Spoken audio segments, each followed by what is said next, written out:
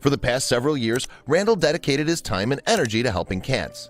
He'd usually find them in precarious situations around southern Louisiana, where he lived with his wife and his own cat, Callie. No job was too big for Randall, who prided himself on his ability to accomplish every rescue he was tasked with.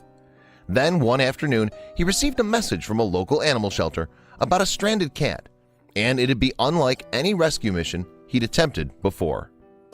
According to local animal shelter Kara's House, a passerby heard the faint cries of an animal while birdwatching by the river, but they couldn't pinpoint its exact location. Although it wasn't Randall's typical type of rescue, the shelter didn't know who else to contact. Randall, accompanied by his wife, immediately gathered his gear and drove to the swamp. He never ventured into swampland before, but he was up for the challenge. He stood at the edge of the water and scanned the area. Sure enough, after several minutes of looking and listening intently, he thought he spotted the stranded creature perched on a tree stump. What the heck was it? While his wife watched from drier land, Randall changed into his rubber wading boots and headed into the murky water. Whenever it came to a rescue mission, Randall made sure he took every precaution. He knew Louisiana swamps were filled with alligators and snakes, so he brought a large stick with him to fend off any unwanted company. Luckily, Randall didn't see signs of any threatening predators, so he ventured into the brush undeterred. For a moment, he lost sight of the animal. He stopped walking and listened for its cries. Sure enough, he heard it again, crying softly.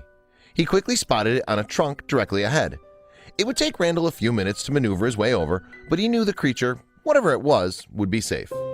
Randall assumed Hurricane Harvey, the storm that had battered the Gulf Coast just 4 days earlier, caused the poor animal's situation. It most likely climbed the tree when the ground was dry. Then, after the hurricane flooded the area, it had no way of getting back to land. That was when Randall confirmed exactly what the animal was – a cat! And boy, was he scared. Randall would frequently use catch poles to rescue small felines that had become stuck in trees, but he had to go about this particular rescue in a different way. Randall extended his hand slowly so the cat could sniff him. He needed the animal to know that he didn't pose a threat. When it came to animal rescues, Randall knew that establishing a level of trust was key. Thankfully, Randall had a small plastic bowl of food along with him to entice the frightened feline. He looked malnourished, and Randall immediately knew the food was vital to his rescue effort.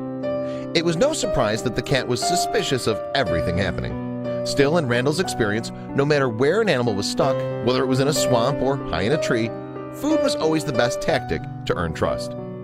After the cat seemed interested in the food, Randall placed the bowl into the back of the small carrying case he was holding. He hoped the cat's appetite would get the best of him and he'd enter the carrier without an issue. It worked! With the cat inside, Randall closed the cage door. The first part of the rescue mission was complete, but it was far from over. Randall still had to make it back to land and hope he didn't encounter any swamp creatures along the way. Using his stick to check for uneven ground, Randall slowly waded back to land where his wife was waiting in their car. He knew that the murky swamp water would be rife with other animal life, and he didn't want to hang around to find out what it was. Meanwhile, in the car, Randall's wife was thinking the same thing. She knew the threat of alligators was very real, and she breathed a huge sigh of relief as her husband emerged from the thick brush. Once in the car, they rushed to the Kara's House animal shelter. Randall and his wife named the cat Chompers because of his long fangs, and the workers at Kara's House supplied the kitty with all the care he needed. They also made a startling discovery. He was microchipped. His owners would be so happy to learn that their cat was safe and sound. When it came to cat rescues, Randall Kolb had no problem facing danger to accomplish his missions.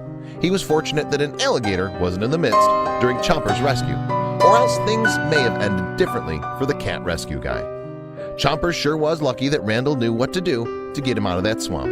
Who knows what would have happened if Randall and his wife didn't come to the rescue? Share Chompers' dramatic rescue with your friends below.